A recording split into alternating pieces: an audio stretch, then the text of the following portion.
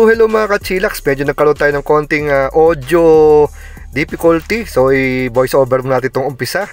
So as you can see, ito ang ating VinFast BF5. So ito yung susunod yata sa BF3 if I'm not mistaken. So kita nyo na itsura, di ba? Parang merong sungay sa unahan, tapos may letter B sa unahan. Dito yung parang signature ng ating VinFast. Tapos dito sa may front bumper niya, parang may front skirt.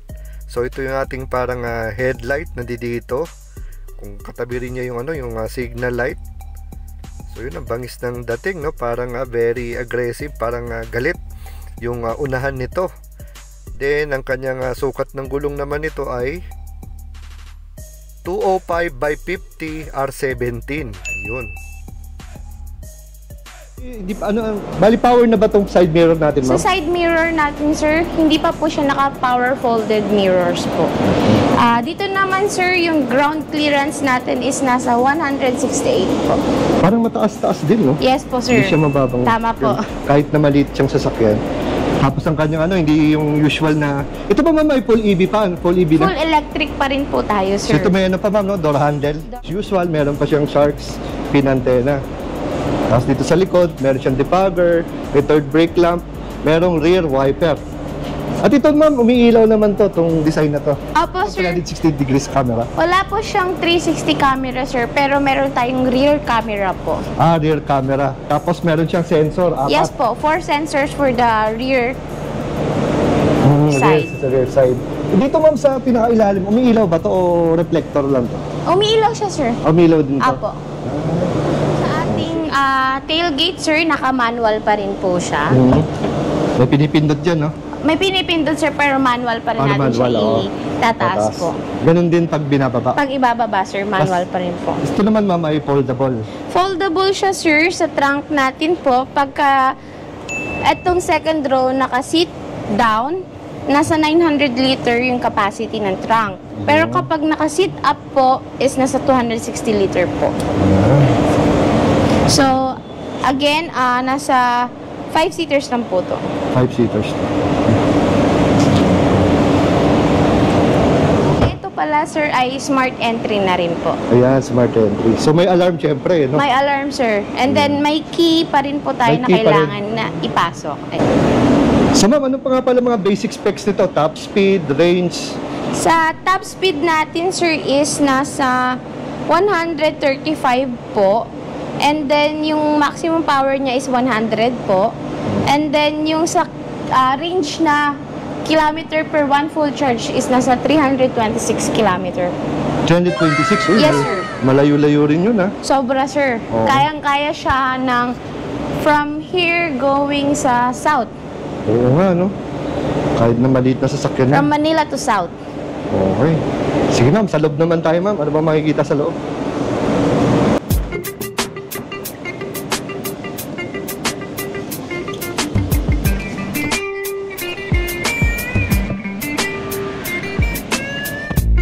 So, ang loob pala dito, ma'am, parang napaka-simple lang. Yes, parang napaka-minimalist look lang po yung ating mga specs dito sa loob.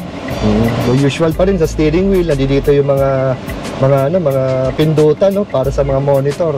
At ito, yung napansin ko ay may cluster gauge to. Yes, sir. Compared sa isa, wala. Dito naman po is ang size ng cluster gauge natin is 7 inches po.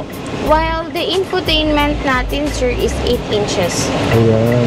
And also, makikita nyo dito, sir, naka-reflect po yung kilometer na kayang itakbo na niya, yung kayang itakbo niya sa 88% po. Ayun. And also, meron tayong selectable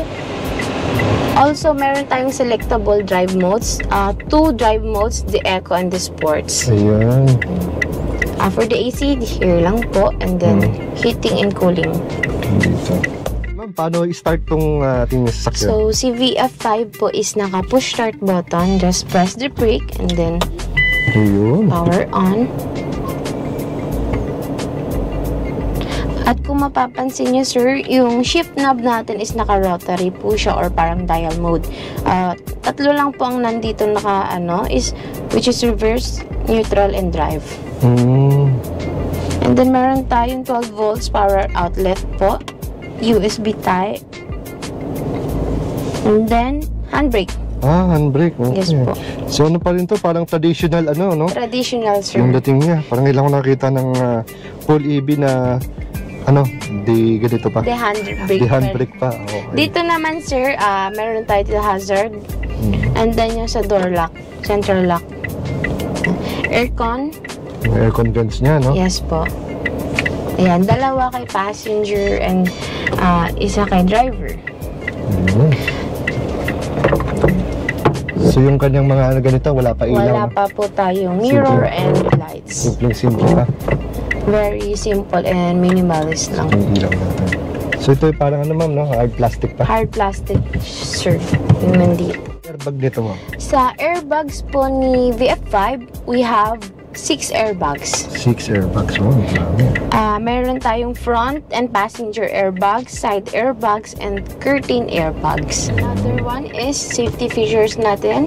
Meron tayo ditong blind spot detection, traffic alert, door open warning, and park assist. Na maliit to ma'am, napakalinaw, no? Sir. Yun ang resolution nito. And meron tayo dito, sir, Android Auto na rin po. Nakita ko ano yung vehicle control niya? Mga trip mode, may iba-ibang mode din, no? Yes po, sir. Ibang klase na talaga, napaka-high-tech na talaga ng mga EVs ngayon, no, ma'am? Totoo yan, sir. Sa reverse camera natin, no? Linaw, oh.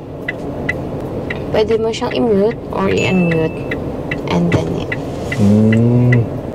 So ito ma'am, no, kahit pa paano, sa side mirror niya, nakikita ko may picture doon, no? Ano ba yun, ma'am? Ang tawag po dyan, sir, sa side mirror na nakikita nyo is yung tinatawag natin na one of the safety features niya, which is blind spot detection. Blind spot detection. Yes po.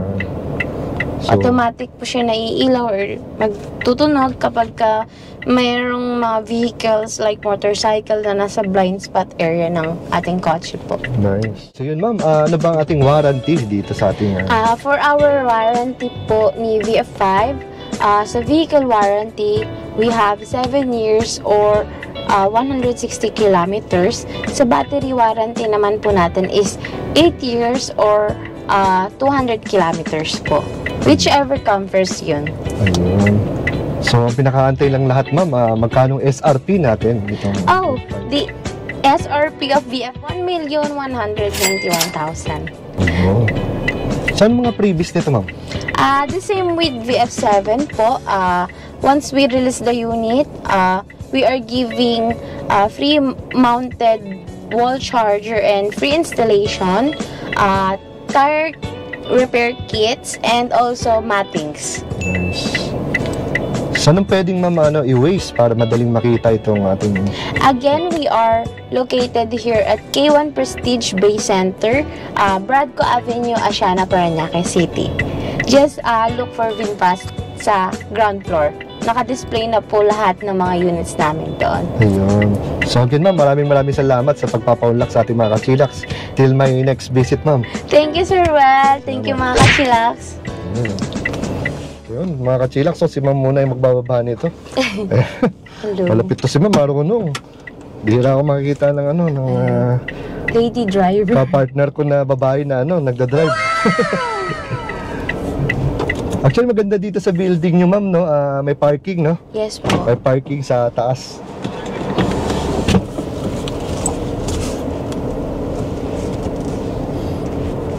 Yun, no? Galing ni ma'am, oh. Sana all. So maganda lang dito, no, ma'am, sa mga ganito mga EV, ito ay automatic, no? Automatic. So napaka medyo madali lang gamitin. Automatic transmission po. We don't have manual kasi, sir. So accelerator pedal lang tsaka brake. Ayan. Ayan, no? Kahit malit, kahit na medyo yun, medyo mataas, hindi naman sumasayad, ma'am, no? Yes, sir. Mataas ang ground clearance ni VF5. Hindi, no?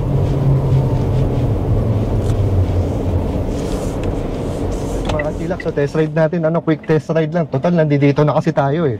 Ayan. So after kasi dito meron tayong event. Kaya medyo pwede magtagal. So, ito ma'am, no? VF5. Yes, sir. VF5, so yan. So ito may top speed ma'am na 130 po. 100. So ito rotary pa yung kanyang ano, ang kanyang shifting. So ilagay lang natin sa D para mag-drive. Ayan. So yun, no? So kahit na maliit to, ano, no? Responsive naman yung kanyang ano, 34. So yung kanyang preno ay okay din. Ayos naman. So kanan tayo dito, ma'am. Yes po. Ayan.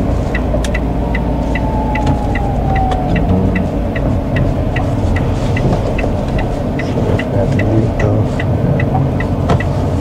So sa kanyang ano naman, pagkakabig ng kaliwa o kanan, tamang ano lang naman yung kanyang pagka minamaneuver mo.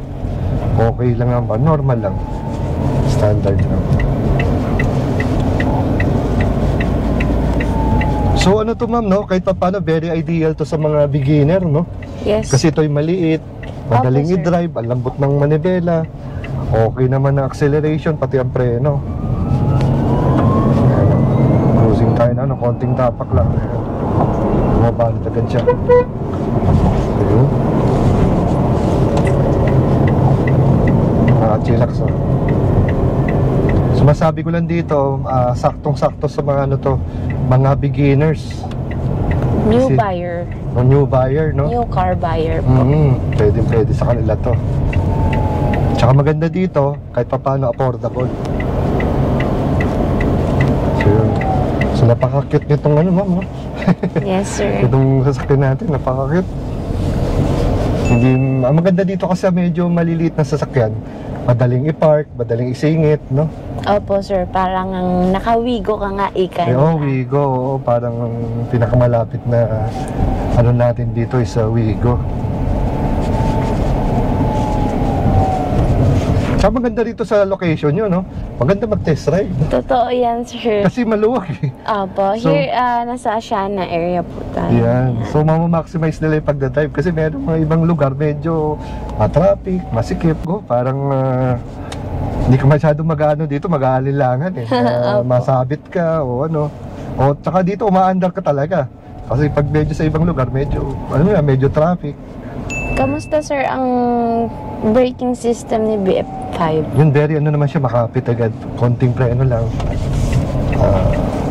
Agad, kumakapit agad yung mga ventilated disc brake. Ventilated po yung front. How about sa accelerator, sir? Yun, very responsive siya para sa isang maliit na sasakyan. Kahit nagmamadali ka, sumasabay siya. Sumasabay siya sa gusto mong takbo. Ayan. Sports mode natin. Sports mode. Kanina ba eco tayo? Apo. Ayan. Sports mode naman tayo. Ayan. Ito medyo syempre, dahil sports mode, pagtapak mo mas mabilis. Doon sa eco mode, medyo parang matipid ng konti. Ramdam mo yung parang hindi pa siya ganun kabilis.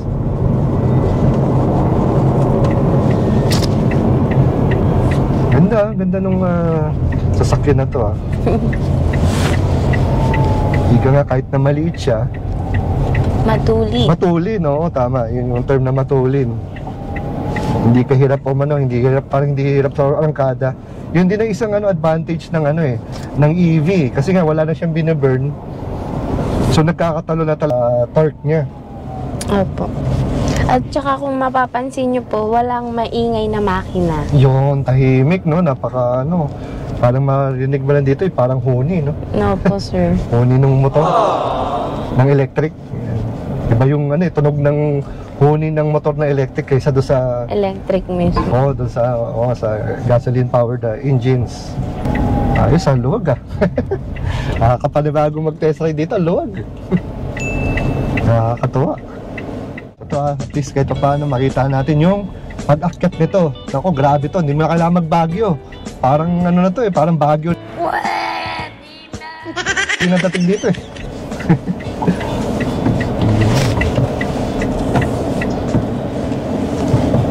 So yun, akyat tayo mga kachilak. So yan, ito akyata, no? Grabe, parang hindi naman parang Baguio, siguro parang mga Rizal, ganyan. Parang Tagaytay. Yan, no? Nadahan-dahan ko lang pero walang kahirap-hirap. Konting ko pa lang to. Konting tapak ko pa lang. Ito, pre-preno pa ako. Tingnan din natin.